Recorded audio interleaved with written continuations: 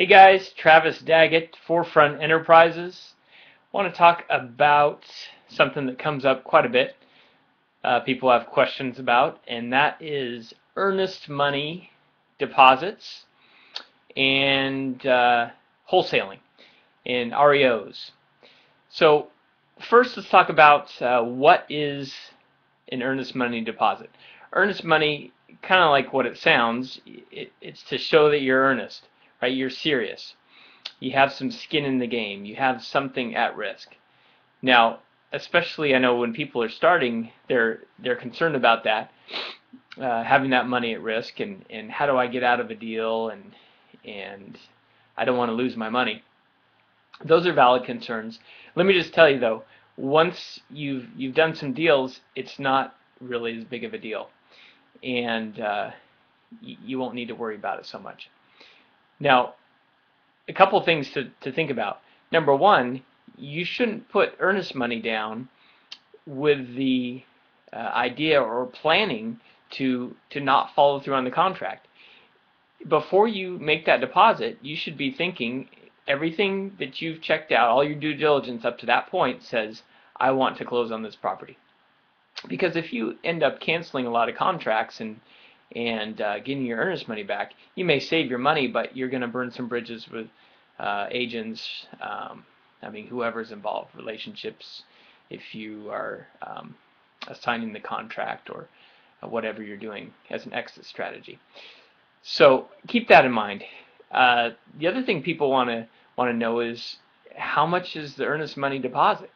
Now, that's usually dictated by the seller.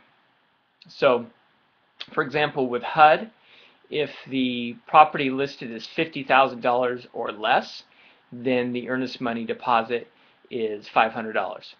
If it's more than $50,000, it's $1,000. Fannie properties, if you're getting a Fannie property, the earnest money is 10% of the price.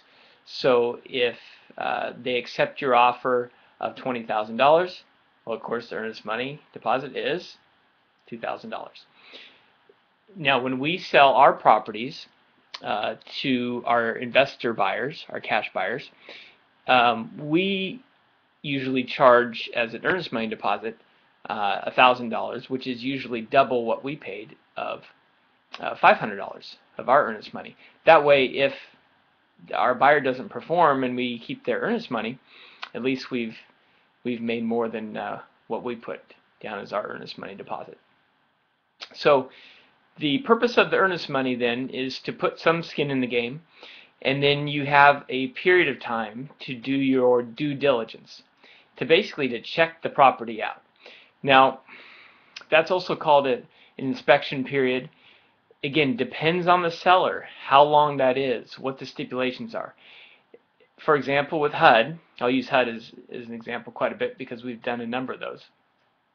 With HUD, you do have that period of time, you can call it an inspection period, and it's 30 to 45 days, but with a HUD property, if you're buying as an investor, you're not getting that money back. So they do have something in there that you can get 50% back if it's their fault, if something happened and it was their fault. But basically, we've never gotten it back, and there has been a few that we haven't closed on for one reason or another. But the trade-off for HUD, what you're getting for that is you have more due diligence that they've done for you up front. They've done the property condition report. They've done the property condition summary. They have completed the escrow document that shows the repairs needed. So they've done more than most sellers. So that's the trade-off there. Normally it's 10 to 15 days, but again, that period is something that's set by the seller, and of course it can be part of the negotiation. You can work on changing that if you want, as far as the earnest money and the period. Now, contingencies. What kind of contingencies can you put in there? One of the things that we normally put in is we need 20 or more pictures. 30 is even better.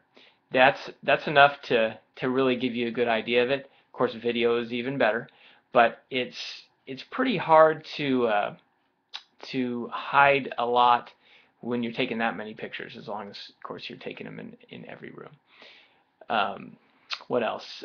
Inspection, if we want to do an inspection. Even an appraisal, if we want to do an appraisal. Contingency could be subject to us obtaining favorable financing or obtaining the financing suitable to us. And you can tell that one's wide open, right? Any kind of financing could end up being unsuitable. But again, this isn't about loopholes or weasel clauses, people call them, to get out. This is really about just protecting ourselves unless there's something unexpected. You know, we thought it was going to need $5,000 in repairs. Turns out it needs a new foundation or new roof, and it's going to be $50,000 in repairs. That kind of thing. Another one people use sometimes, we don't use this a lot, but subject to approval of our partner. And again, you can use your imagination as to who your partner may or may not be. Agents. Something to keep in mind when you're talking about earnest money and deposits, inspection periods, contingencies, due diligence, and agents. Remember, agents, most of the time you want to work with agents. You want to have them on your side. You can really help each other out. It'll be a win-win. They don't get paid until you close. So if you don't close, they don't get paid, they're probably not going to do a deal with you again. So keep that in mind. You want to get repeat business, repeat deals. You know, a number of our buyers are repeat buyers. And you know from just general business, it's way easier to maintain an existing relationship and get a customer to buy again than it is to go find a new customer. In fact, it's 10 times easier. And it's very expensive to find a new customer. So when you find a cash buyer, when you find an agent, the list goes on, do everything you can to help them win, help them make money, and you make money at the same time.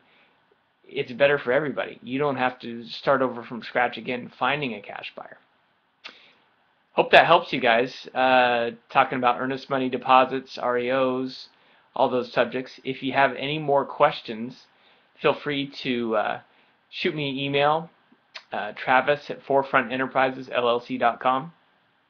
Check out our blog. Of course, subscribe to this YouTube channel. And anything I can do to help, just let me know. Thanks.